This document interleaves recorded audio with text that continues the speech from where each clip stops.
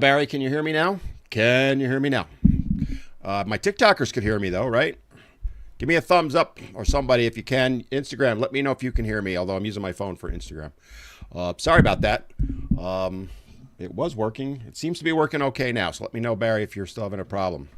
All right, Tammy. Hey, Tammy, how you doing, bud? Or girl? It's been a long day. It's been a long freaking week for me. Hey, what do you want to talk about? You guys let me know. Um, hey, did you notice the new background? So my granddaughters were down in August, so I put a bed up instead of my normal man cave because I'm building an addition, which is going to become the man cave. Uh, Shamu put because you complimented YouTube. Exactly. Yeah, so I'm in the process of putting an addition on my house, which is going to be the man cave, and my background will change because I'm going to move all my stuff out there, and maybe you'll get to see the palm trees. Who knows? I live in southeastern North Carolina. Love where I live. But anyway, so again, open conversations today. What do you want to talk about? As I said, let me just reintroduce myself quick because I got a bunch of new people jumping on. My name is Dan, otherwise known as Men Need to Be Heard. I do a podcast which is weekly, goes up every Sunday at 11 a.m. Eastern. Again, talking about men's and boys issues. Wide variety of topics on there. This past week, I had a gentleman on, a dad who is going through hell in family court, and his attorney. So we talked a lot about, what he went through. It's for the most part behind him, but he's still going through some stuff.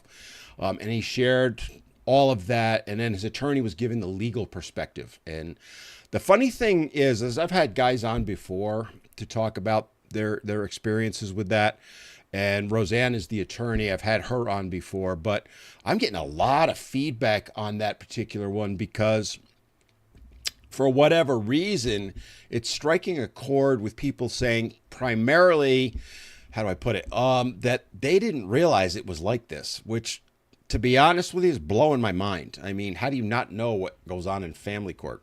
I would say half the country's probably been through it in some form or another. But it's really interesting, the feedback I'm getting on it. Almost universally positive. I had one really negative one, and that's okay. But it was been very interesting, as I said. I keep repeating that. The way this one, for whatever reason, struck a chord, and the gentleman's name is Brock. If you haven't seen it, head on over to the tube. Or it's on. I'm also on Spotify, Pandora, Apple, a whole bunch of them. But it's really, for whatever reason, that one's striking a chord. So go check it out. That one up last Sunday. And I've got some really, really good ones coming up. Talking about, one is about false allegations. For those of you on TikTok, you might remember a couple of months back there was a gentleman named Ulysses who put up what happened when the police came. He did a video of the police coming to serve him with a TRO and removing him from his house. And that video went viral. And I had him on the show. Well, we recorded it, but it'll be up in a week or so on that. And we go in depth on what he went through. And then I also have... trying to think. Oh, Phil Mitchell, who's an author who wrote a book, which, again, go check out the podcast when it goes up. I think that one goes up this Sunday, about SA, specifically with men and boys. He works as a counselor for men and boys, and he shares just the whole experience that he deals with in both, as a counselor, but as someone who's trying to get funding to help these guys, right? It's a really good chat. And then one final one, and it's a pure plug. I'm not going to lie. I have what I call a really, really big fish coming on. I'm teasing it out. We're actually recording tomorrow.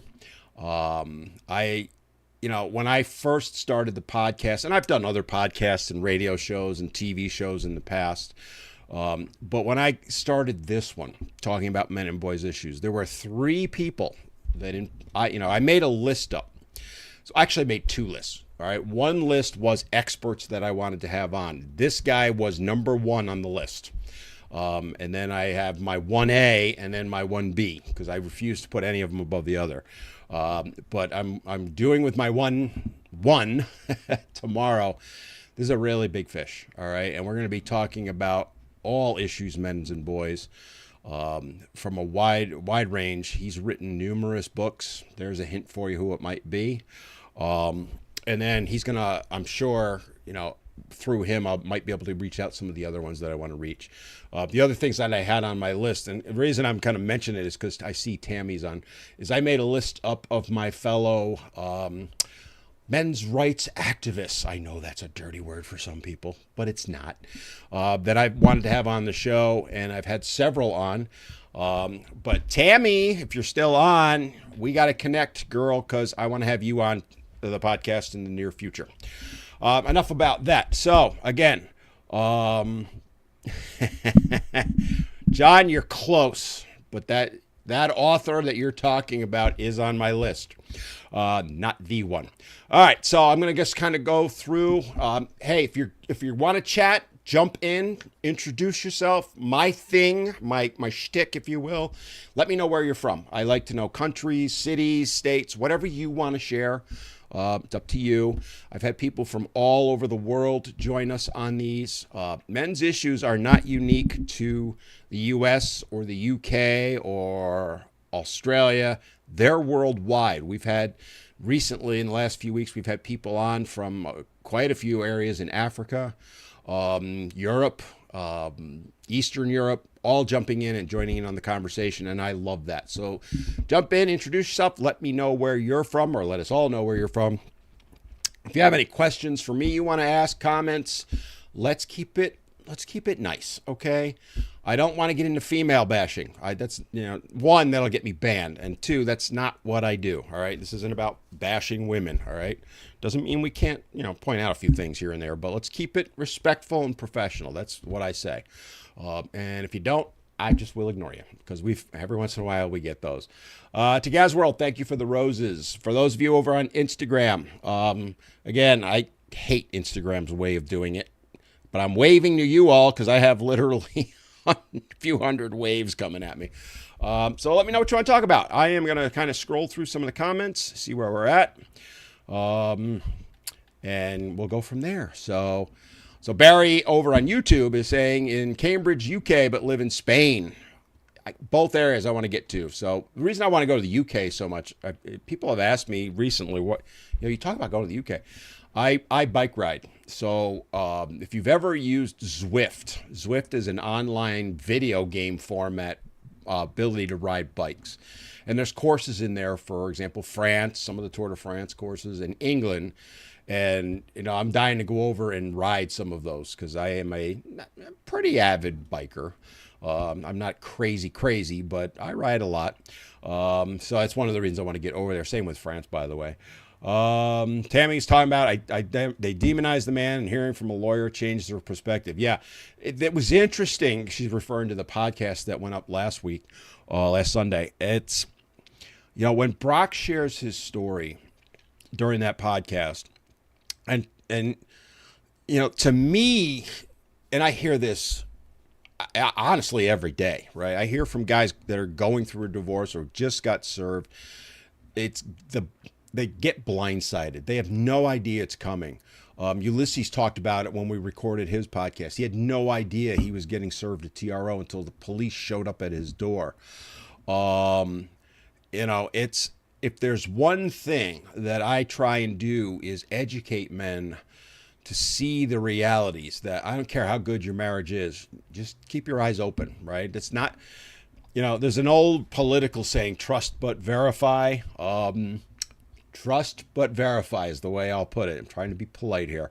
And if trust your gut is really what you go, because like I said, there isn't a day that goes by that I don't hear from guys that have gotten completely blindsided. They get served papers tossed from their house, as Ulysses talked about, out of nowhere, right? He had no idea this was happening.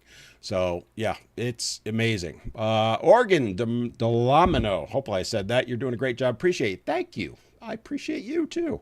And I go through the various things. Barry's jumping in and saying, I would love more Americans to come to Spain. The UK is finished. I have to say, I have my hit list of countries to go to.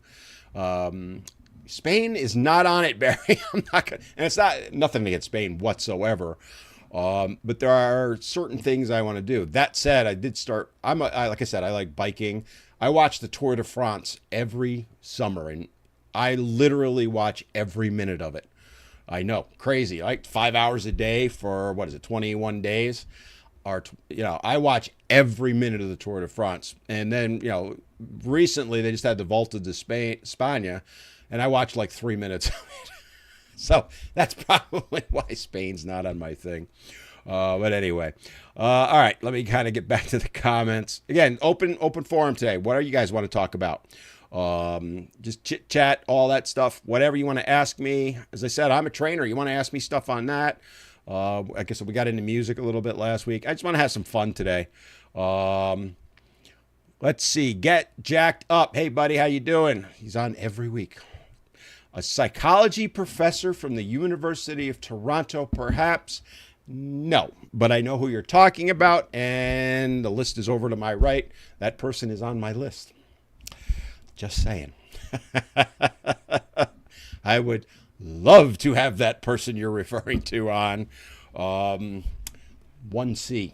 Remember I mentioned 3 names? There's actually a 4th one, too. I should say 1A, B, C, and D. I'm having 1A on. I love the way you put that psychology professor is, I think he's number 3 on the list, and they're in no particular order, but although the one I'm interviewing tomorrow is my number 1 because he's my hero, to be honest with you. But yeah, we all know, well, those that don't know, I'm not going to mention the names because I might get in trouble, but I guess most of you can probably figure it out. Sander, greetings from the Netherlands. That's another area I want to go.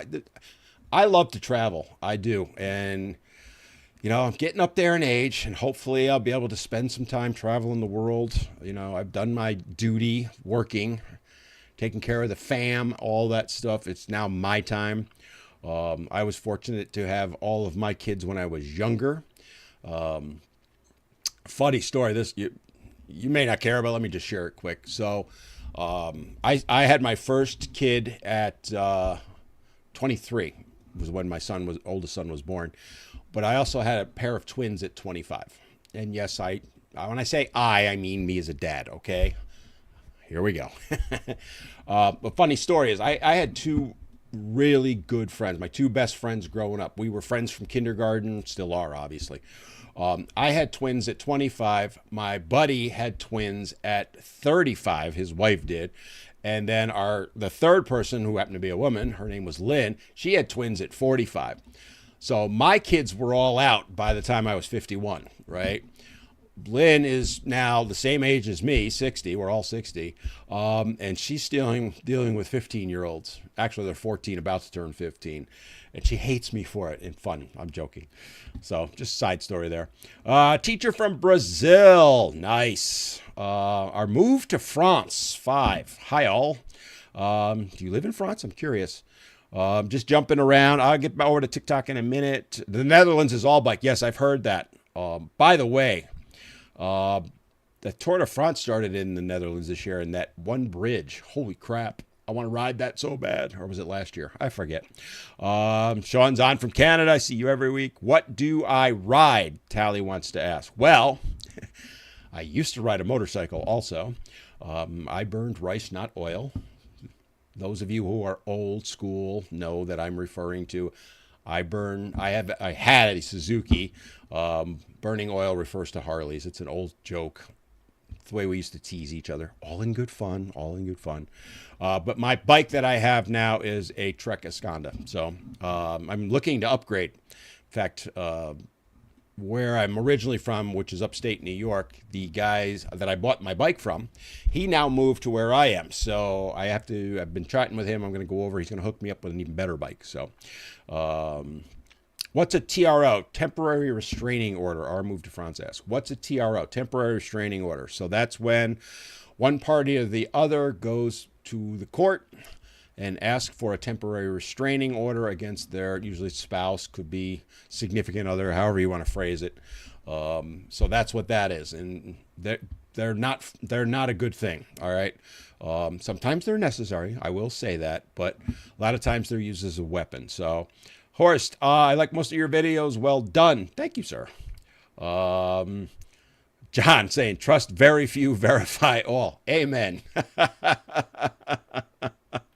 Amen. Yeah, it's, again, it's, again, I don't want people to think that, you should go around being paranoid. That's no. If there's nothing to be paranoid about, just keep your eyes and ears open, basically, is all I'm saying. Now, that said, if your gut's telling you, something's not right, then you might want to take some steps. That's all I'm saying. Haisham, sorry, I'm not sure if I'm saying your name. I should come to Morocco. You know why I want to go to Morocco? The food.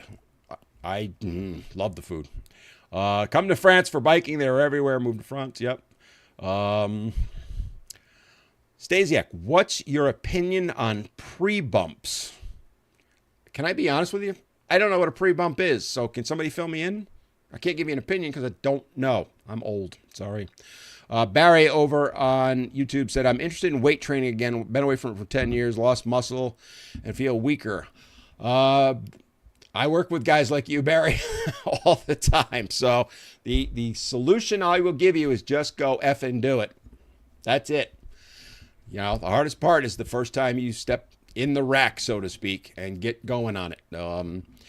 The thing that stops people is they don't start.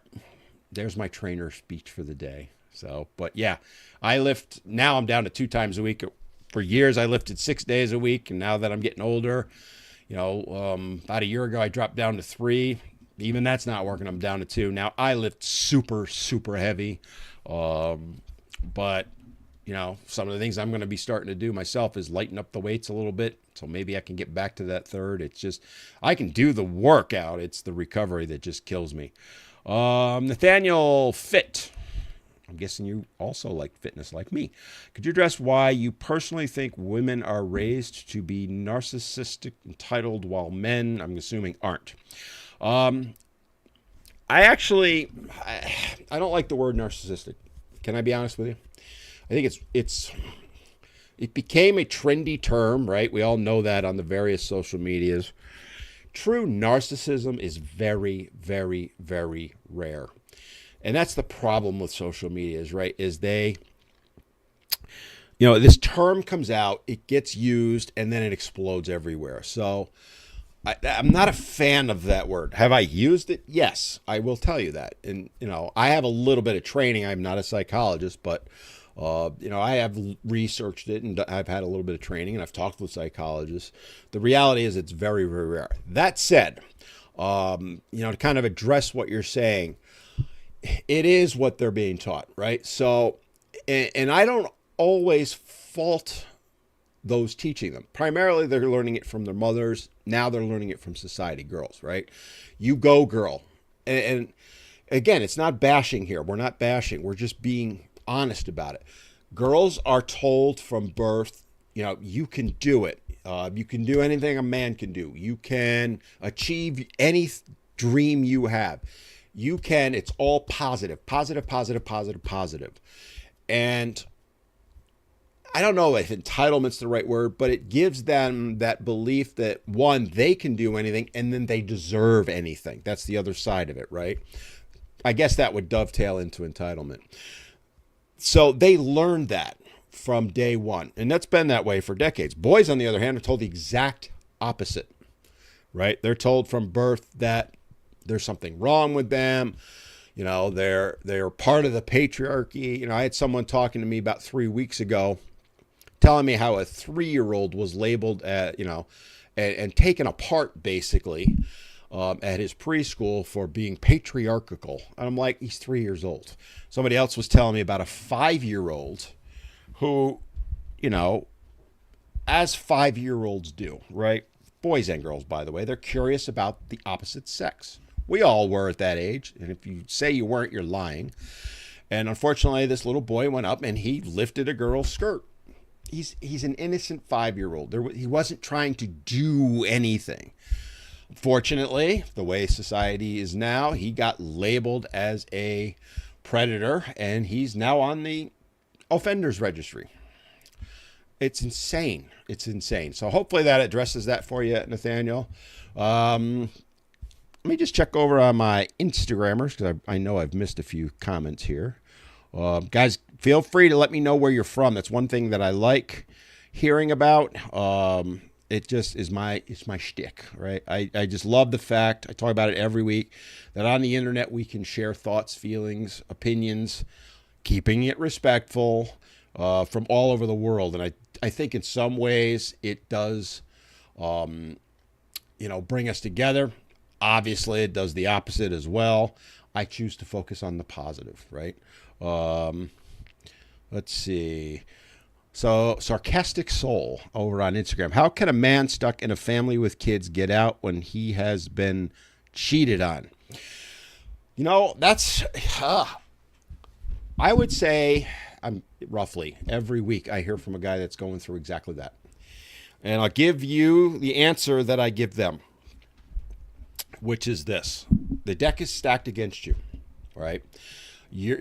I'm not, to me to say otherwise, I'd be BSing you, and I don't BS. Unfortunately, I tell it like it is. Good, bad, or indifferent. I'm going to tell you what you need to hear, not what you want to hear. The truth of the matter is, again, I'm using U.S. as a reference. U.K. is the same. I know there are countries that there are exceptions to this, but in general, whether she has an affair or not is irrelevant. In the U.S., it is not factored in. Not when it comes to things like custody, child support. Every once in a while, I'll see situations where it has been I'm talking 90, 95% of the time, probably 98, 99% of the time, it has no bearing whatsoever. There are laws on the books that basically forbid it from being, it's who it would be the best parent for the children, and they're trained to make it the mother. So what you need to do if you need to get out is, one, go meet with a lawyer. Don't try and do this on your own. And I know some are going to argue with me on that. My 2 points that I always make, there are 2 times you absolutely need to have an attorney. Custody, especially if you're going to trial, and the TRO that I mentioned earlier. You do not want to fight them on your own, all right? I did go pro se. I did a lot of my own court representation. I spent hours, day after day, week after week, month after month. I learned a lot, but I don't know what a lawyer knows, right? The big one being, and I've said this a million times, I don't know when to object as well as a lawyer does. I would try it, and to be fair, the judge in my case was pretty cool with letting me kind of, screw up that way, because sometimes I objected when it wasn't right. But you need to go see an attorney first and foremost. Let that attorney explain to you your options. They're going to hear your whole story. Find a good attorney. Don't go to one attorney and hire them on the spot. I always say interview 3, 4, 5, and be upfront with them that you're doing that. Look, nothing against you. I just want to sit down, have a conversation for a half hour, whatever they'll give you. I'm looking for the best fit for me. And you want to find someone, I always tell guys this, and this applies to women too. You want to find that attorney that you would ride or die with. The one that will sit in a foxhole with you and will call you out on your BS if need be, all right? Too many attorneys are too kumbaya. They'll tell you what you want to hear, not what you need to hear. They should be upfront with you, much like I am being now. That's the attorney or type of attorney that you want. From there, let them lay out what the possibilities are. Again, state laws are different. Country laws are different. From there, make your plan. Get yourself squared away financially. Get yourself squared away with mentally, because it's a mental toll, physical toll, emotional toll. And then do what you need to do. That's my best advice to anyone. By the way, if you didn't realize it already, that's the same advice that women get. It's identical. Right? What the difference between guys and women is women are way better than guys at, one, going to find the attorneys, and two, hiding that they're doing it. Credit where credit's due. They are master manipulators. In fact, when I was talking with Ulysses for the podcast that's coming up, one of the things he said was, I had no idea it was coming, and she was asking him things like trying to improve the marriage. That's a common tactic they'll use, right? Another one you'll see is all of a sudden, you might have a dead romper room life. How's that? For those of you old enough to remember romper room, but let's say, your romper room has been a bit quiet lately, and all of a sudden it gets busy. It might be a sign something's coming. They want to throw you off your game. So hopefully that answers that question. Again, I could do 3 hours on that, and I have. I'm going to jump over to TikTok next. I'm jumping around to different ones. Pretty much caught up on Instagram. I'm going to jump over to my TikTokers. Guys, let me know where you're from. Questions, any of that. Just like that was a great question that I just had, and I will help. Could you? I already answered that one. John said, thank you for your inspiration. Thank you. Sandra, I grow a lot of vegetables just because of the taxes on it. I'm a gardener. I love to garden. Horst, give some advice for married ones with kids. Still happy, but maybe, what kind of advice are you looking for? I guess I need to narrow that down. If you're talking about like getting out, I think I just covered that, but maybe you mean something else.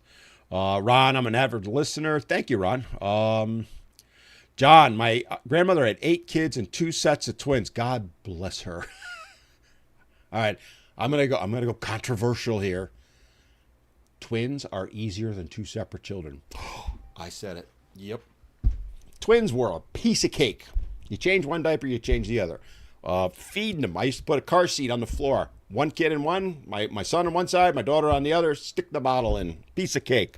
It really wasn't that hard. People will tell you, oh my God, twins are so hard. It's not that bad. You gotta plan a little better, but I actually loved having twins. And the benefit to twins, by the way, is that they entertain each other. So my twins are now 35. Guess what? They still entertain each other. They are extremely close. It's a boy and a girl. They are fraternals. I always crack up. So we used to drive around the mall, and my daughter Amanda would be in like her pink jumper thingy. My son would be in his blue because that's what we did. Jonathan had dark hair. Amanda had flaming red hair because I'm a redhead. And people would come up to us and go, are they identical? And I would go, it's a boy and a girl. Oh, I get that. I can see that. But are they identical? It's a boy and a girl. Yeah, I know that. But are they identical? And I'm not talking once. That happened all the time to us. Oh, I still laugh about it. John, I'm in the hospital with an amputated leg below the knee. My friend, I am so sorry to hear that. My advice to you, by the way, and anyone that goes through anything, God forbid, like that, I work with people that have similar challenges. The biggest mistake I see people make, this goes, by the way, for hip replacements, knee replacements, that kind of thing. They don't do the training afterward. They don't do all of the recovery work. They kind of sit on the couch and do nothing. It's the worst thing you can do, right? Whether you're seeing a physical therapist, an orthopedic, whatever, do whatever they tell you. Do your physical therapy. Work with someone like me who can, I'm not a physical therapist, but I know everything they do. Basically, I'm the guy they used to send. They would come out of physical therapy because that's insured, covered by insurance. When they got done with that, they would come to me because I'm not as expensive as they were. Jacked up. We really need to get Demi Delanuit on here eventually. She's shy though. Actually, I want to reach out to her. She jumps on every once in a while. I would love to have her on. Nathaniel said, I agree. I asked personally because I believe that's where the root of the issue fundamentally is. We're kind of in agreement. I know what you're referring to, how they're being raised. And again, this is something I posed on a recent video, which is what's the benefit to putting boys down all the time? What's the benefit to society? What's the benefit to women? Of course, I didn't get any answers, right? It's sad. It really is that. And I think it's actually getting worse, if I might be honest with you, right? I'm, like I said before, I am 60 years old. I have been through the various waves of feminism. In the 70s, if you go back, now look, Gloria Steinem, Friedman, all of them, Friedan, whatever her name was. I'm not the biggest fan of them, but if I'm being honest, they were about equality, true equality. They did not seek to bash men and boys. They really didn't. If you go early 70s and look at it, look at what they were saying, burn our bras and all that. I have no dispute with any of it. I support what they were doing. It started morphing in the late 70s. It really started morphing, in my opinion, late 80s, early 90s, to where it became about bashing men, boys, and all that. And then it exploded in the mid 90s. Specifically, they started running the Deadbeat Dad campaigns, right? And that's where it really took off. Now I'm seeing another wave of it even more. Social media is driving that. What's the benefit? What is telling men day after day that they're horrible just because they're men? Where's the benefit to that? How does that help anyone? It's, and what it's doing is it's raising significant issues for society: mental health, unaliving, committing, in schools, that stuff. It's all traceable to that. It all is, in my opinion. Horst, how should men raise daughters to be honest and not follow those? Horst, what you need to do is what I have said a million times. You need to be dad. And I know some of you can't be. You try to be. But have honest conversations. And by the way, I would apply this to boys or girls, right? About the reality. I did this with my kids, all right? I have 6 kids, 5 biological. I have a stepson that I consider to be mine because I raised him. And his dad's awesome, but, he was with us most of the time. I raised them differently. But I also raised them so that they could both manage in the world as best as I could help them, right? And I'm not saying I was perfect, far, far from it. But silly things that people are like, what? Like I taught my girls how to change a tire, right? The boys were taught how to do laundry, all that stuff. I would have conversations with the boys, and I would be honest as hell with them. And my oldest son, I remember having the conversation when he was 13, 14, and, they're not comfortable, although for me it wasn't that bad, but, he wanted to crawl out of the room, but I'm like, dude, we got to have chat. And what we're going to chat about is, I know you're starting to like girls. I know you're going to want to do things with girls, and I get that. I was your age. Hell, at the time I was, mid 30s, late 30s. When we had the conversation, it was about 37, 38. I like girls too, right? But here's the realities. That few minutes of fun, if you will, could end up costing you 21 years of your income, a good portion of it. Think about that. And schooling them, educate them. Same conversation, maybe a little differently with the daughters, right? Is, hey, I know you're interested in boys, that kind of stuff, et cetera, et cetera. You get my drift. I think what's lost, and this is something that we all need to take accountability for, especially my generation, because my generation is the one who effed up everything as far as raising kids. I will say it. I didn't. My generation raised the millennials. Sorry, millennials. But we didn't want them to ever suffer or hurt or any of that. They were coddled. Let's be honest. All right. And then they're passing it on to this. And I'm not trying to knock anyone. I'm not. But, going back to when I was in coaching Little League, let me go back further. When I was playing in Little League, we won and lost.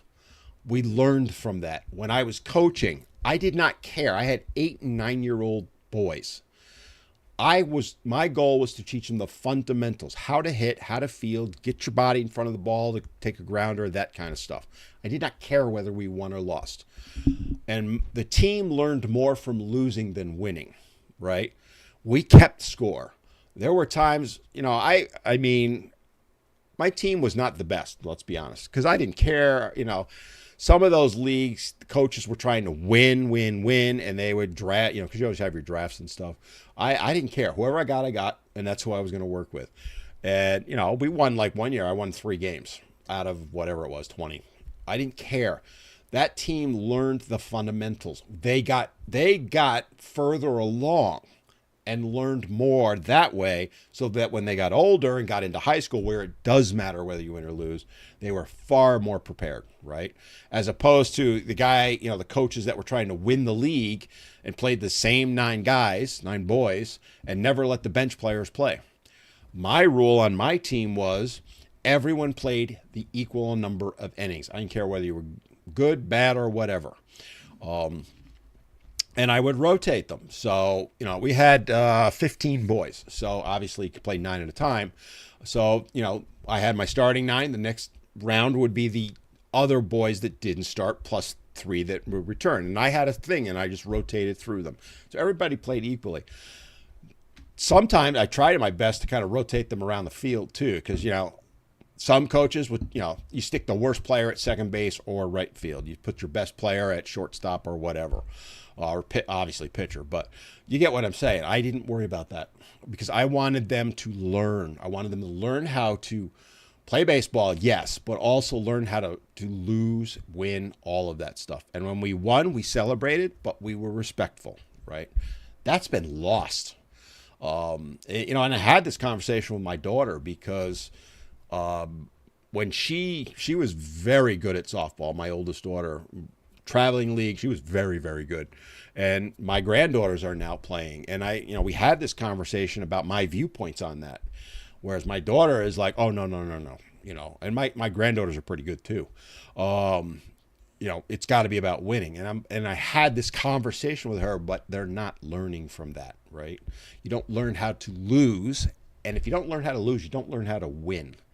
And I look at, as an ex-football player who played, I didn't play NFL, but I played.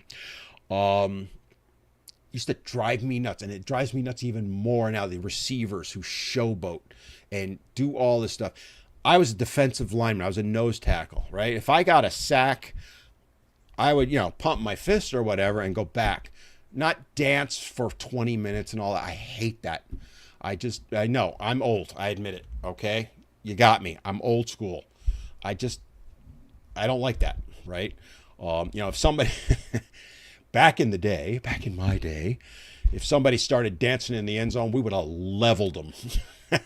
And by the way, it might not have even been the opposing team that did it. Sometimes teammates would drag them. That's you. No. So anyway, up on that. Yeah, I know. I admit I'm old. Balu, thanks for the rose. Tony, thanks for the heart. Let me jump back over to Instagram real quick because I don't want to ignore anybody. I'm doing the best I can. See, Instagram's got all these waves, and hi.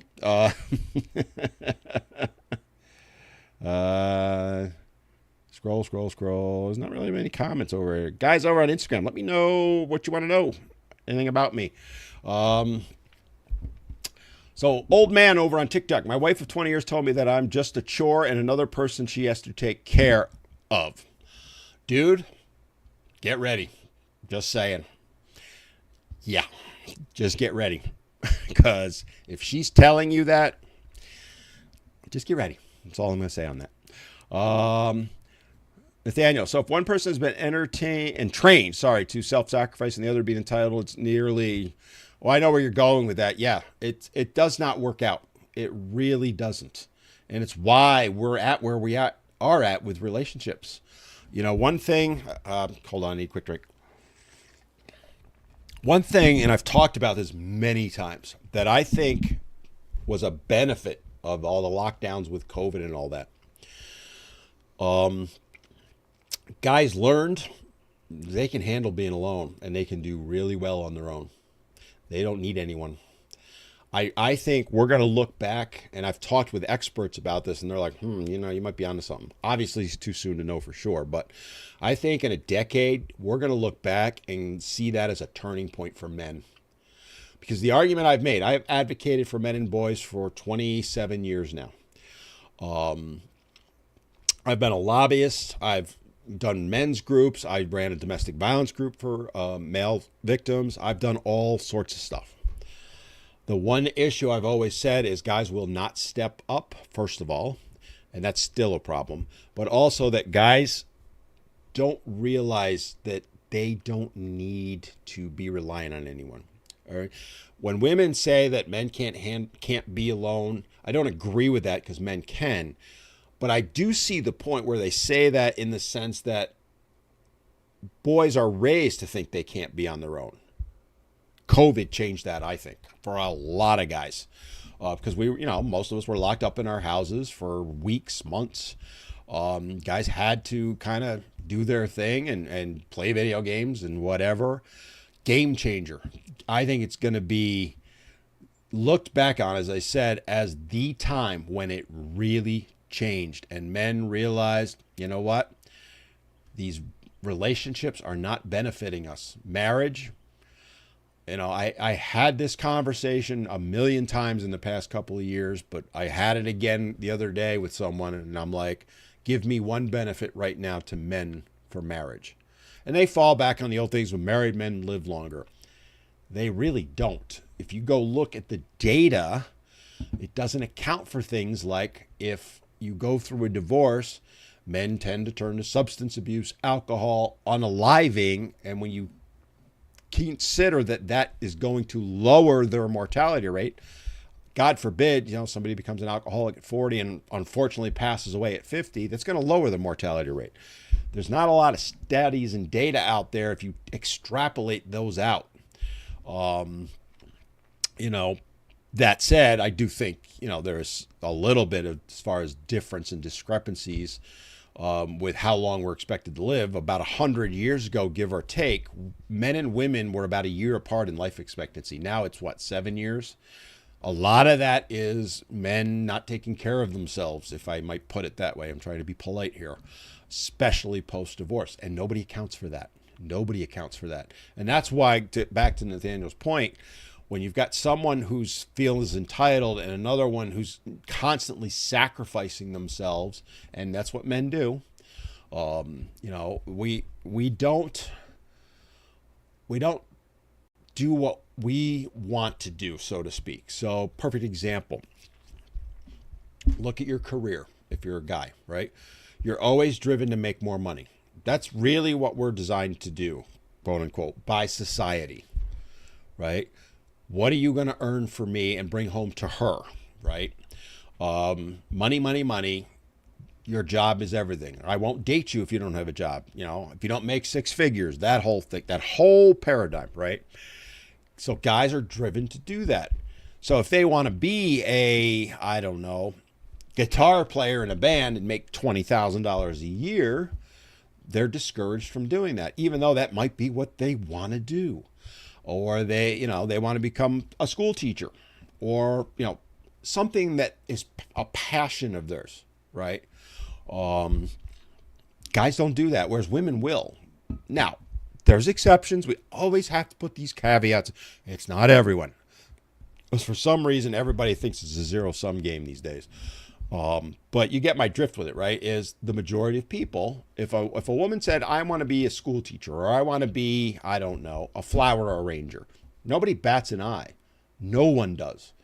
If a guy said, I want to be a flower arranger, and this is not to knock flower arrangers, he'd be looked at funny. Oh, you're going to make enough money? That's great, but you need to put your family first. You need to take care of your family. So guys sacrifice themselves. They sacrifice their health. Somebody earlier today over on Twitter, because I refuse to call it X, put up a beautiful post. And if you follow me on Twitter, I reposted it with a commentary. If you're not following me on Twitter, you're missing a ton, because I can do stuff on Twitter that I cannot say in these places that I'm on now. Okay. For obvious reasons. But, they were talking about 98% of coal miners are men and so on and so forth. And you look through that and you go, yeah, that's exactly what I'm talking about, right? Men will become a coal miner, will become a whatever, police officer, a lineman, and make decent money because, not because they want to do that, it's because they have to do that. That's my point with it all. So hopefully that answers you, Nathaniel. I kind of went off a little bit. Horst is in Germany. I kind of knew that Horst by your name. I love that name, by the way. Dude's in Wake County. I was in Wake County this past weekend. Wake County, North Carolina, that would be. Let me kind of catch up. So I'm just jumping through. Let me look at YouTube. Barry said feminism. Yeah, you're right, Barry. I'm not going to repeat it because I'll get in trouble. All right. So CZM, what the heck are you talking about? We are talking about men's issues. That's what we're talking about. George said, hi, I'm George. Hi, George. I'm Dan. And I used to be, no, I'm never kidding. George said, then when I was reading this thing, my adopted daughter wants to legally eliminate my parental rights because I have tried to discipline. That's a common thing you see, George. I'm sorry to hear that. So yeah, it's again, it goes back to, this, when you look at the sociology, psychology, and all that, the difference between moms and dads and how they raise their children, it's entirely different, right? And kids need both. When one parent or the other is the one doing it all, so to speak, the kid does not benefit from that. And that's been proven. There's no dispute on this. It can't even be disputed, right? They need both. The problem is primarily we've got, in the U.S., the paradigm is mom gets 85% of the time, dad gets 15% of the time after a divorce, right? Every other weekend and one night a week works out to about 15% of the time, right? You can't really be a dad with that little amount of time. And when you look at things like shared parenting and the studies that have been done on it, kids flourish post-divorce, relatively speaking. You're always better when you're together, right? But post-divorce, in that realm, what a kid experiences, they flourish when it as close as possible to equal time. They struggle the further, more and more, the further it gets apart. And that's the paradigm we have. So to George's point, this is what happens, right? Because moms are ones to set rules, but they let the kids break them all the time. Dads are the ones to say, this is the rule, you screwed up, end of story. Discipline, as you're talking about, right? I'll use one of my kids, for example. So, if my daughter did something, my ex-wife would go, don't do that again. And then she'd do it again. Don't do that again or else. And she'd do it again. Don't do that or else. Whereas, I would say to Amanda, we're done. Go to your room, whatever, right? First time. So moms, how do I put it? Moms are good at setting boundaries. They're not good at enforcing them. Again, exceptions. There are always exceptions, but in general. And that's what kids don't have. And we're seeing the results of that now. You look at how effed up society is right now, you could trace it right back to that. I would argue all of society's ills right now can be directly traced back to those issues, right? And people get mad at me when I say that, but that is the reality. And so to George's point, when dads do try and be dads, this is what happens, right? It gets weaponized against them for being dads. Mom runs to court. Oh, he wouldn't let her go do X, Y, Z, right? Or he made her stay in her room. And then the judges are like, oh, we can't have that. No. So if the kid doesn't go to school for 2 weeks and dad's like, you're grounded for whatever, and mom goes to court and the judge goes, well, yeah, we shouldn't be doing that. I've heard stories like that many times. That's my point. Oh, we've got a troll, guys. CZM is not about it at all. Congrats. I can't even say it. Oldness together with selfishness. I don't care, whatever. Okay. Really, dude? Whatever. Gravel said, I left you a message. Can you check it out and give me some advice? Did you email it to me, Gravel? Because if you DM'd me, I get hundreds, if not thousands a day I probably won't see it if you DM me. If you need to reach out to me, right? Serious, don't just flood me, but if you have a legitimate question or you want my help or you want a coaching call, you can email me or you can go up in my bios to the link tree. There's links in there to reach me. Okay. Tony, hello, my friend. Hello, old friend. How are you? Snafu Bar. We've chatted many times. Stay single, stay happy. Don't get married ever. That's where I'm at. I'm advising guys right now, don't get married. And I'm a huge fan of marriage. I really am. I think everyone benefits when it's done right. But we're at the point now where risk versus reward. There is no reward for guys to get married right now and a ton of risk. Sean said, do you think feminism was beneficial to women's issues in society? Yes, I do. You're saying if yes, how? And again, when I say that, I'm referencing to the 70s, right? So for those of you not old enough, which is probably the majority listening, back in the late 60s and 70s, they were looking at things. For example, I'm going to use education to illustrate my example. You can use the workplace and whatever. But in education, girls were lagging behind significantly. About 60% of college enrollment was boys, men, and about 40% was girls, women, right? That needed to be addressed. And again, I'm using that as an example, but you could extrapolate that to other areas of society. So feminism came along and said, we can't have this. We need to speak up. We need to do something. And they fought. And to their credit, the curriculums changed to the benefit of girls. And in the 70s and early 80s, it was very well done, I thought, honestly. The problem is the way as far as what I mean is they addressed the issue of girls falling behind. Not the way they did it was actually a huge mistake. They changed the way they taught so much, and I'm really simplifying things here, that it started lagging boys behind. So they addressed the girls issue and created one for the boys. This was in the early 80s. It's now 2023. They haven't addressed that at all. So remember that numbers I gave you earlier, 60% of college, kids going to college were male back then. It's now female. It's 60-40 female-male. No one's talking about it. No one wants to talk about it. Nothing's being done to address it. Boys are falling further and further behind. And oh, by the way, that's not graduation.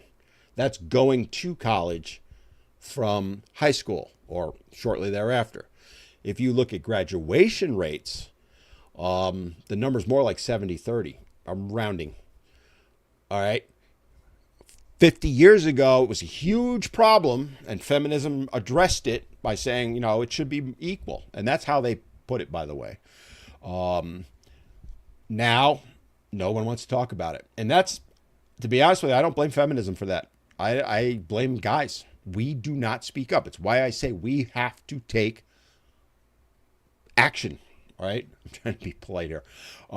If we don't band together, step up, and moms of boys, where the hell are you? Why aren't you going to these school boards and saying, where are the programs to help the boys out? You never hear that. I've started reaching out to my local school boards because I'm bringing this issue forward locally. And I'm getting pushback. They're like, well, what do you mean? What are you talking about? They act like they don't know, first of all. And to be fair, some of the school board members, I honestly don't think they know because nobody talks about the issue, right? They talk about dropout rates, which are much higher for boys, but they're talking about it in the sense they lose funding from the state if a kid drops out. They don't care about the kid. They care about the money. That's where, so to address Sean's question, I think feminism was beneficial. Do I think it is now? No, I do not. I think it went from equality to superiority, if I may be blunt. And I'm talking about, hardcore feminists. They're just because I would say I'm a feminist. I believe in equality for both sexes. I really do. It's why I do my Did You Evers on my Instagram and YouTube Shorts and on my Men Need to Be Heard 2 over on TikTok, TOO. I do things called Did You Ever? And I will point out double standards that society or women have or that men face. And I catch holy hell from those because they don't like that I bring it up and talk about it. They don't want to talk about it. They want to keep it hidden. That's the problem, right? It's not about equality anymore. It's about superiority. So hopefully that answers your question, Sean. That was a great question. Thank you. Guys, if you have questions, sing out. Let me jump over to Instagram real quick. Scrolling up. Lots of waves. Hi. I'm using my phone for Instagram, so it's a little smaller than the computer for the thing. Snafu Bar jumped in on a couple of things. Ricky, mortality is men checking out early to finally get some peace. In a manner of speaking, you aren't wrong. You really aren't, unfortunately. Nathaniel saying nothing but facts. Well, thank you. Advar, shy. Hopefully I said that right. I've been alone for 10 years now and life is great. Yeah. See, that's the thing, right? Is there's this belief out there that guys struggle when they're alone. And you see the videos on social media all the time, right? It's, oh, guys can't cook, they can't clean, they can't take care of themselves, they need a mommy. No, they don't. That's women trying to convince other women that that's the case because guys aren't asking them out or dating them anymore. Guys are off doing their own thing. Guys don't need women for that. And like I said, that's always been the case, by the way. And some guys knew that. But I think especially the younger ones didn't know that because they've been convinced by society for decades that they needed to have that woman to take care of them. COVID came along. They weren't dating. They weren't out. They had to, quote unquote, do it. They already were doing it, by the way. And they realized, you know what? I'm happier. I'm happier coming home and, playing video games. I'm happier not dealing with drama and all that. And guys started walking away, and it's just getting bigger and bigger, that movement.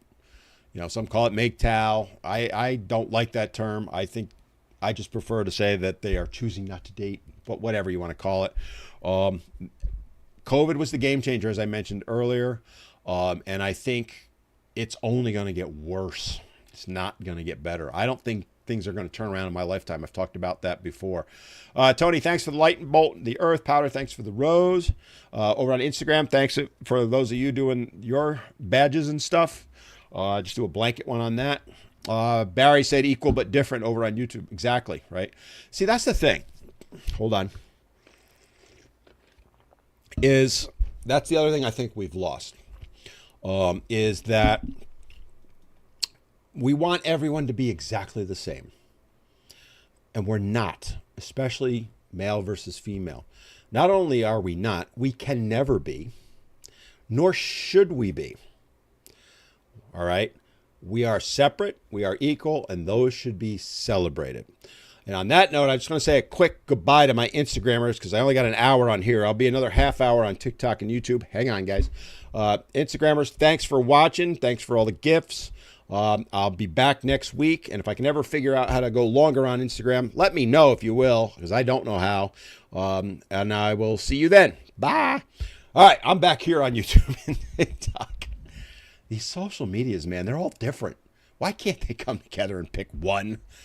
Anyway, so yeah, I kind of lost track of where I was. So let me kind of jump back in here. Oh, separate but different. Right. So thank you. Yeah, we should be celebrating our differences, right? Men have strengths. Women have strengths. Men have weaknesses. Women have weaknesses. The beauty of it is men's strengths are primarily women's weaknesses and vice versa. We work best when we work together. One thing that I got into it with a rad feminist a couple days ago, and I was having a ball. I don't like to feed the trolls often, but I was feeding that troll like you would. I was feeding her cordon bleu every 5 minutes. This went on for like 2.5 hours. And she was going on and on about the patriarchy. And at one point I said to her, well, how long has this been going on? And she brought up the Middle Ages, how women were oppressed. And I said, well, how were women oppressed? Well, men made all the rules. I said, men or kings, queens, monarchies, that type of thing. Well, they're men. I said, yes, a lot of times they were, but there are also a lot of female queens who, by the way, if you do the research, female queens started more wars than men kings. I digress. So anyway, long story short, we got into that, right? I said the average man was not oppressing a woman. The average man in the Middle Ages was out in the field for 12 to 14 hours a day, 6 days a week, trying to grow food to keep the family alive, right? Trying to make sure the king got his cut and portion, all that stuff. Blacksmiths, in towns, they were working 14-hour days, 6 days a week. That's not oppressing women. Women were home taking care of the house because the man was out trying to grow food or earn money through blacksmithing or whatever. She would never acknowledge any of that. In her mind, she couldn't see past that, right? That wasn't, the woman being home taking care of the house. Would men have been better off if it was flipped? You better believe it. Would I rather be home taking care of the children in the house or out in a field, literally digging with dirt with my hands and a small shovel to plant whatever, right? Or pounding on a blacksmith? I did that once. Holy crap. I only did it for a few minutes. It was one of those demonstration things. Holy crap, all right? Imagine doing that for 14 hours a day, 6 days a week, your entire life. No. It was because to survive, men and women had to take on certain roles. That isn't a patriarchy. That is survival. And boy, was she pissed at me, and just couldn't see it. She never will, right? I knew I wasn't going to change her mind, but that's never discussed. They look at what kings and queens did. Kings and queens, there's one king in a country, right? England, for example. There's one king. There's King Charles, right? I don't even know because I don't care about the monarchy. There's one king. How many million men are there? Come on. So anyway, that was my point. All right, let me kind of catch up a little bit here. All right, there was Sean's question. No, I'm sorry, I'm catching up, guys. Big Florida. My ex took everything from me. I'm sorry to hear that. Yeah, it's sad. It's something, again, I hear it every single day. And it's why I have, like, for example, my Patreon group, or, there's people that are my followers. I just started expanding on Buy Me a Cup of Coffee with a group in there because people like different things. They don't want to just, like, Patreon's where I would like to centralize everybody. Sorry, I'm going to sit back a little bit.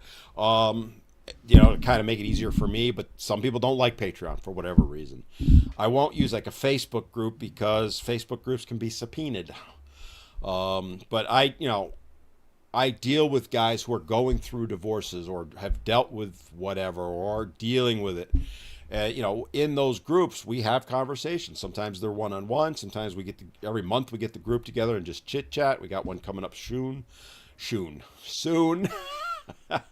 And we talk about these issues. And again, this is another issue, right? Men don't open up and talk about it.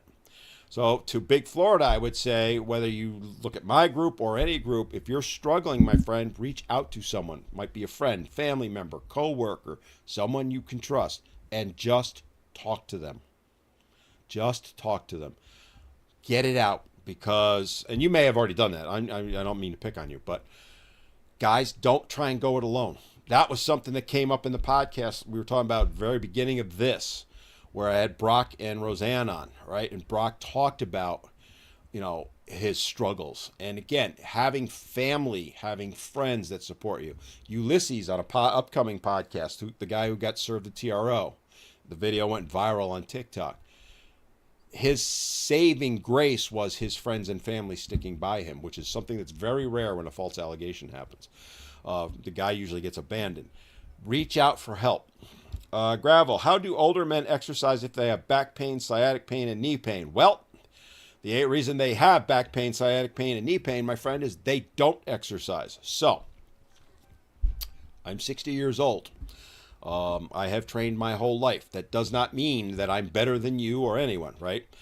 If you don't use the human body, it will deteriorate. So, when you have issues like that, that doesn't mean you go out and do what I do, right? I was doing 600-pound deadlifts the other day. You are probably not able to do that right now, nor should you, because you have those issues. What you need to do is find a good trainer, all right? which is easier said than done because most trainers, to be honest with you, I am one. I've hired and fired thousands of them in my career. There's some really, really bad trainers out there. You need to find a good quality trainer. And my advice for older people is you need to find someone who's older, not some 20-year-old. And I'm not saying they could be the best trainer at 20 years old. I was a damn good trainer, if I may say so. I got my eyes opened when I turned 50, right? Because I'd be training, I'd be 28, 29, 38, 39, training 50 and 60-year-olds going, come on, let's go. What I didn't understand was the recovery process, right? You can't understand it till you go through it.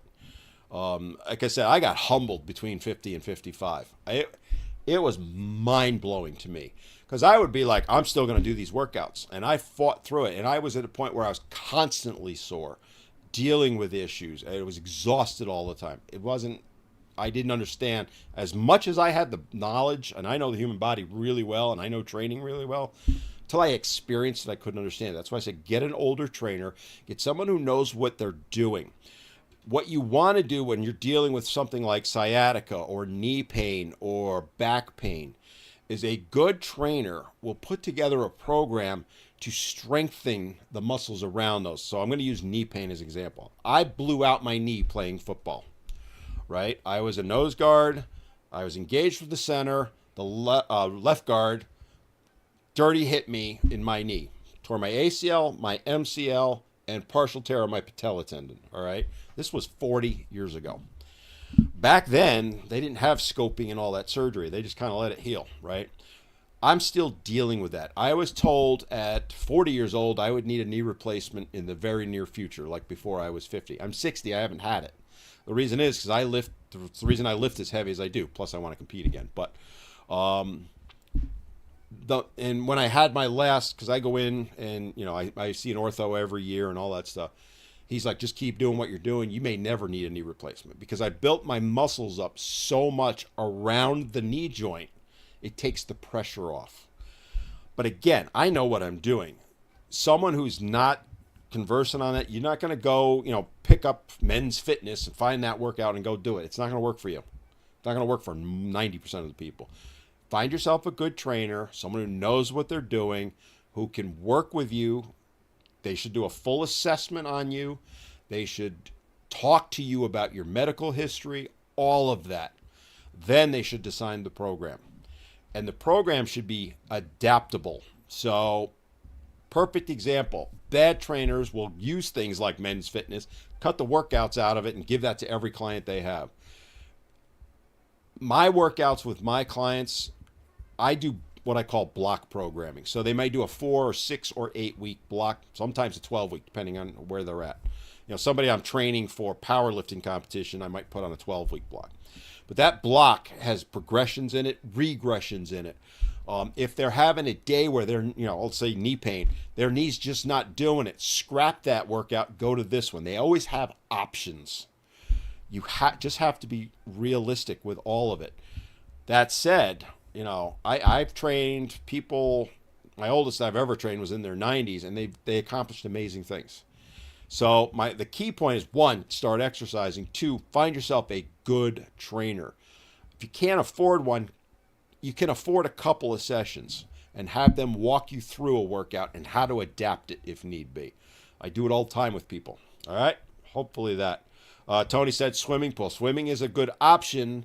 And I highly encourage swimming. Biking might be another option. Rowing machines might be another if you're having those issues, depending, right? Because I don't know your full history. But strength training is the go-to. Loosely defined strength training. It could be you're using a band, right? Could be using dumbbells. It could be using a barbell. It could be using body bars, whatever. That's where the trainer can help you. Gravel said, okay, I'll do that because I left you a message on. You didn't say where. So, Ricky, DDP Yoga.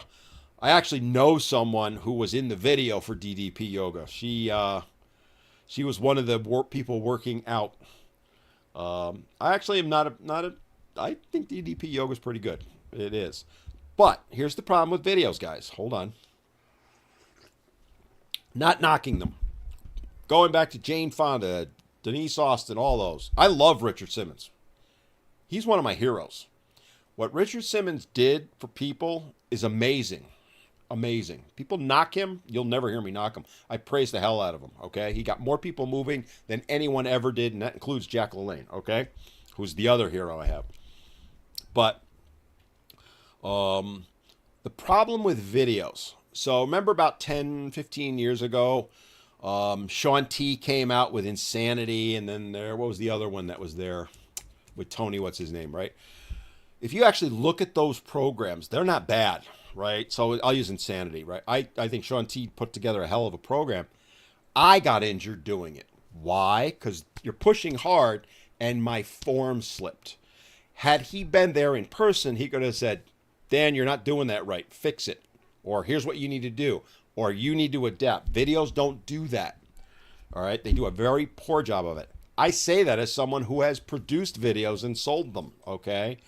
And I say that in my videos. Look, here, I'm going to show you how to do it. I'm going to show you regressions. I'm going to show you progressions. However, I cannot see you to make sure you're doing it right. And that's where a trainer can help, right? Videos are good to a point. But I've seen more people get hurt using videos probably than anything else other than a treadmill. I am adamantly against treadmills, okay? Having owned gyms, worked in gyms, more injuries occur on treadmills than any other piece of equipment. In fact, all other equipment combined, right? But to your point, videos can be good, but make sure you're doing things right and don't try and kill yourself. C-Town, we're now on the far end of the pendulum swing of feminism. I actually think we've actually started swinging back on that point. So I think it did swing, but it's now starting to swing back. My fear is I think it's going to swing way back, and I don't want that. It needs to come to that equilibrium. Bob said it's, we were talking about the schools, schools were made for women. That's exactly right. That's what was done, right? The curriculums changed to help girls. That was a good thing. But in doing so, they harmed boys, and they are adamant that they refuse to have a discussion, most school boards, on that now, and to address the issue. And boys are falling further and further behind because of it. It's becoming one of my main passions. It's always been a passion, but it's really becoming one of mine. I'm targeting my local, not, I shouldn't use that term because it sounds awful, but I'm questioning my local school board. I've actually been asked to run for it. I have no interest in running for it, but I'm pushing them to say, why aren't you addressing it? And the reason I'm choosing my local one is because I'm here, right? I can do that. Me to challenge one across the country or try and do 100 of them. If I can make a change in mine, then I can progress that through my state, which is North Carolina, and then hopefully up. The more of us that go in, dads, where's the mama bears? If you care about your son at all, one, you need to be going to these school board meetings, right? And I know the big thing right now is what books are being and all that and what they're... I get that. It's not what that's about. That's political stuff, okay? You need to go in there about your son and say, my son is lagging behind, especially if his grades are down. What are you doing for him? Forget all that other stuff. It's irrelevant, all right? What matters is his education. When you look at, third, fourth, fifth grade boys versus girls and the reading comprehension and how much less it is, that carries through to college, it carries through to life. Where's the programs to help the boys? In the 70s, they had those programs for girls. They have nothing for boys. I've challenged people, show me the boys-only program anywhere. I've yet to find one. Right? If you reach out to schools, K-12 I'm talking about. College is probably the same, but K-12s in particular. Go in, ask your school board, ask the principal. Let me know what programs you have available for boys. And they're going to come back with programs, and you got to respond and say, okay, but that's for both boys and girls, right? And they're going to go, yes. And you're going to go, that doesn't address the issue of the boys. Because boys learn differently than girls. And if you ask them then, do you have girls programs, girls focused, like, STEM? Oh, yeah, they're very proud of that. Where's the boys one? I have yet to find one. Does that mean there's none out there? No, I'm sure somewhere there's a boys-oriented program. We need to, as parents, grandparents, concerned citizens, whatever you want. I don't have any kids in school anymore, but my granddaughters are. I want boys to have the same opportunities as girls. When I was raising my children, I had 3 boys, 3 girls. People say to me, don't you care about what, didn't you want your girls to get ahead and blah, blah, blah? Yes, I did. But guess what? I didn't want to sacrifice my boys to do that. Ooh, they don't like when you do that. Oh, man, does that get them upset. Because that's what they did and are doing. Ricky said, if you guys speak up, it's misogyny. Well, it's misogyny because we allow them to say that. Again, you need to speak up in reverse. I do it all the time. And yes, I get hammered for it. I get banned for it. Angels, perpetuate civilian. What's your opinion on the red pill movement? So, I'm very favorable for it. Obviously, I'm part of it. Maybe not to the extremes, right? But where the red pill movement really came out of, I mean, it was existed before that, was the movie, The Red Pill, right? For those of you that have not watched it, go watch it. Male, female, but go watch it with an open mind. There's a lot of good in it. There's some bad, by the way. There's some things I do not agree with in that movie. But in general, it's about helping kids. If you really dig down, it's about issues that men go through, right? When you're talking about men's issues, ultimately it passes down to the kids. Because the biggest issue in society is fatherlessness, I argue. Education's right there with it, but they're kind of go, together. So I think the red pill movement is a very good thing. I just don't want it to become an extremist movement. And I'm seeing that a little bit, right? We need to acknowledge that things need to change, but that doesn't mean we start doing what they do, right? I talked about it earlier. Feminism became about bashing men, making them feel bad, telling them they're no good. We do not want that in the reverse. And I see guys doing that, and I'll call you out on it if you do it, because there's no benefit to that. How does that help you? We need to come and work together for everyone's benefit. Call me kumbaya if you want, but you can't tell me that bashing women helps men. It doesn't. Any more than bashing men helps women. Having honest conversations about issues, that's what drives things. So in that context, to answer Angel, that's why I support the red pill movement. Because in general, it's very positive for that. All right? Bob, when girls are having problems, we have to help. When boys are having problems, they're just lazy. That's exactly the point. You nailed it, right? They look for the out, the excuse. Or they're sometimes they'll say, well, they can't control themselves. Let's give them medication for that. ADHD.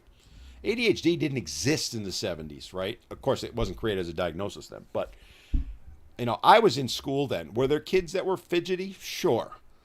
But we had things like recess. We weren't chained to our desk for 7 hours or 6 hours, however long the school day is, which does not work for boys. So then boys tune out. Like if they're sitting there staring at the screen like this, they will tune out. That's a proven fact, right? And that's where the schools need to change. My position right now, if you were to ask me, is I think we need to separate boys and girls into separate classrooms, not schools. So within a school, men's or boys' classrooms, girls' classrooms, primarily the boys are taught by men, the girls are taught by women, but crossover. Because you do want to have that crossover. You want them to interact with each other. I think especially K through 6, that would have a huge benefit. And you tailor the classrooms to the individuals. By the way, there may be exceptions in there. You know what? You can't fix it entirely. There's no perfect system, but I think that would go a long way. Angel, do you think the red pill movement is the male equivalent to modern day feminism? No, I don't, but I think it could become that. That's what I was talking about. I'm worried it's going to go too far. That's my point, and I get that. Sandra, I agree. Men want peace, loyalty, and respect. Those are the 3. Sandra, I said that in a video not too long ago. Those are the 3 things. And I got this smart ass comment. I'll share it. I hope I don't get in trouble for it. So I did a video where I basically said that, and this woman reached out to me and said, "That's not true. All they care about is big boobs." No, no, sorry, dear. No, I don't care. How do I say it? A guy could be an 8, and if a woman is a 4. He will stay with her. If she gives him peace, loyalty, and respect, he will stay with her forever. He could be a 10, she could be a 1. He will stay with her. Doesn't work the other way, right? Enough said. I'm trying, again, I don't want to get banned for this. Ezekiel, do you think autistic men can be victims of false allegations?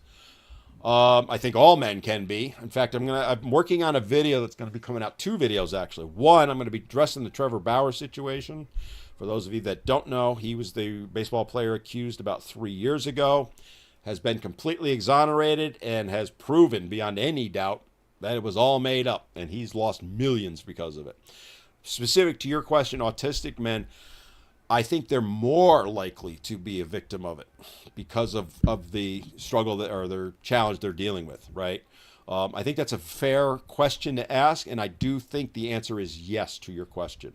And that's where, again, that's where dads can help. Gravel, I'm having trouble getting your email. It's menneedtobeheard@gmail.com. menneedtobeheard@gmail.com. Going to catch up. I only got about 6 minutes. Tony, dealing with women abusing. I'm just trying to catch up. I see you guys kind of coaching Bob up.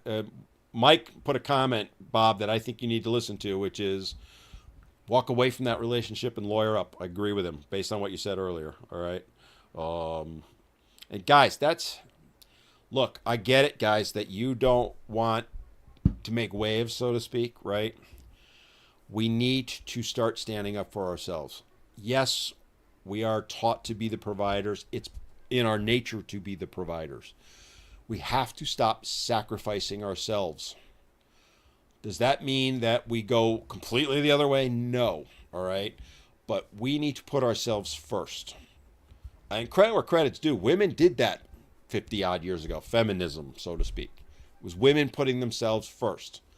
And that group wanted equality for the most part. There were exceptions, right? Men need to do that. The good news is I think men are starting to do that. And women are in full-blown panic over it. Full-blown panic. And it's only going to get worse or better, however you may have put it.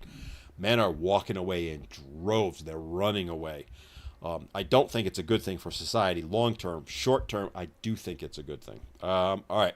Barry said, I'm red pill definitely over on YouTube. Yeah, I'm not knocking anyone that's red pill. I just don't want it to become what feminism became, which is bashing, because nothing productive comes out of that. Matt caught my ex-24 cheating. She said it was all my fault. They always do, Matt. And it's not your fault. Because they'll... So, I did videos on this before. One of my Did You Evers a while back, probably in June, July, somewhere in there. I did that, Did you ever notice how when a man cheats, it's his fault? He didn't care about her. He didn't take care of her. He didn't care about the family's needs. When a woman cheats, it's because the man didn't take care of her needs. I'm paraphrasing because I don't remember the script. That's what they do. They justify it. And my answer to you, my friend, and I make no absolutes on this, is you need to think long and hard whether you're going to stay with her. I will never tell someone to walk away completely or to stay. Every situation is different. I would not stay. I'd be done right then and there. The minute I found out, see ya, we're done. I'd be seeing a lawyer. I'd get my ducks in a row, and I'd get her served and out the door. That's me. That may not be you, and I will never judge someone for that. That's what when I meet with guys and I do my coaching calls with them, I don't tell them what to do. I say, here are your options. I did one yesterday with a guy who's going through a divorce. When we got done, he said to me, I never thought about these things. Because I was saying to him, because they're at the point where they each have attorneys, and she's starting to make the noises about things like child support and all that. And he's like, I didn't think she was going to go there. And I said, dude, she's going there, and get ready for, and I gave him this was a 3-hour conversation I had with him. Take the blinders off, so to speak. That's what you have to do, my friend, right? Matt, I'm addressing you specifically, but any guy listening to that.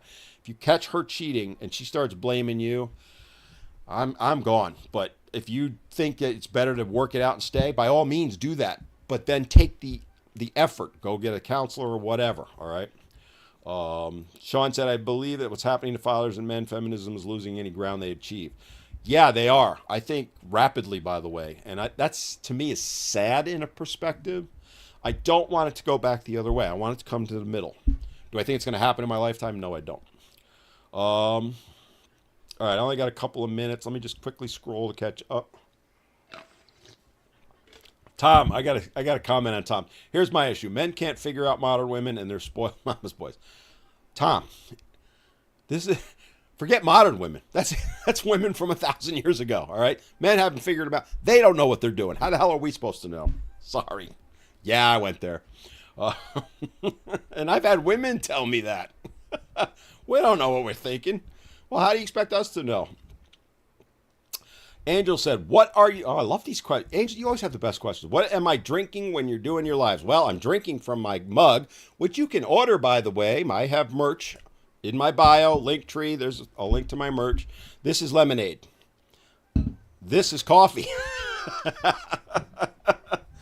I do drink a lot. So today it happens to be lemonade. I drink lemonade, iced tea, and coffee. Those are probably my primary three. That was a great question. And before anyone asks, yes, protein powder, a lot of it. All right, I only got a couple minutes, guys, and I do have to move on because I do have other commitments. Who do you... Angel, who do you think was the pioneer for men's rights advocacy issues? Angel, I'm not going to answer it. But my answer is this. The person that I think it is and has done the most is going to be on my podcast 3 weeks from now. It's the one I'm interviewing tomorrow, my 1A. Let me leave it at that as a teaser. Yeah, I know I'm teasing. All right. I will let you know. I will answer that question probably next week. But there is one particular person that I think is the one, and it's going to shock you when you find out who it is. And no, it's not that psychologist from Canada. I'm talking about this guy started way in the 70s. All right, guys, I'm going to... Tony, Jordan Peterson. Yeah, it's not Jordan Peterson. I love Jordan Peterson. I want to have him on my podcast. I'm probably too small to get him right now. Think he does some amazing things, but I do not think he's the number one and hasn't been.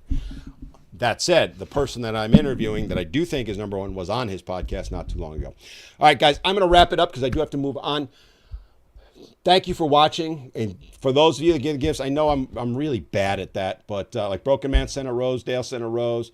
I do want to give a shout out, by the way. I've had a couple people subscribe here on TikTok. YouTube, I don't have subscription yet, but I also have people subscribing. The Instagrammers are gone, but on Instagram. But if you want to get into my private groups, Patreon and Buy Me a Coffee, they're both linked in my bio. And I put things on those that you will not see anywhere else. I've put up videos. I put up blog type posts. I share information. I do a monthly meeting, private meeting, which we do on Zoom, where it's somewhat similar to this, but we dealt, like if a guy has a particular issue, like a couple of you have mentioned your issues, we'll dive into it and we'll spend an hour on it and give advice and coach each other up and say, here's do's, don'ts. And it's amazing. It's probably my favorite thing of all the things that I do. So, you know, you want to be a part of that, you gotta subscribe, follow me on those, Patreon or Buy Me Coffee, or Instagram subscriptions. YouTube, I'm not quite there yet. Once I have it, I'll have it there too. $5 a month is all it is, right? Again, the merch, I kind of talked about it. I know I'm shilling now, but the other ways you can help me, guys, right? We do need support. I'm trying to do some amazing things here. I have opportunities, they cost money, right? Whether it's to expand my podcast, get some really big guests on, lobbying, all of that. I've been asked to go and do talks in front of pretty large groups. That costs money. They can't afford for me to come. You know, for me to go to Washington, D.C. and talk to a bunch of senators, which there's an opportunity for me to do that. It's going to cost me over $1,000 between travel. I don't have that every time, you know. So that's why I say, if you can help us out, help us out. If you don't want to help me, that's fine. Don't. I don't care. No hard feelings. There are others groups out there. I am partnered with Veteran Fathers. Again, link in my bio. I am partnered with the Global Initiative for Boys and Men. Link in my bio. If you don't like any of them, that's fine too. Find a local group. Help out, because the bottom line is this, right? If you want change for men and boys, if you want to affect the way things are, time and money, volunteer your time and donate a couple of bucks. If I say this every time, if every man donated $1 a year, we could change things like that. Just saying. All right, on that note, I'm going to wrap it up with one final thing, which is, remember, I'm live here every Wednesday, 4 to 5:30 p.m., and podcast goes up Sundays at 11 a.m. This week I'm trying to remember the order. This week is Phil Mitchell, talking about abuse of men and boys. Really powerful one. You want to check that out. The week after that, I have Ulysses talking about false allegations. So coming up. And go check out the prior ones. There, again, links in my link tree. Thanks, guys, for watching. I appreciate everything you say. I appreciate all the kind words. I appreciate the gifts, all of that. You guys mean the world to me, and you are what keeps me going. So I'll catch you next time.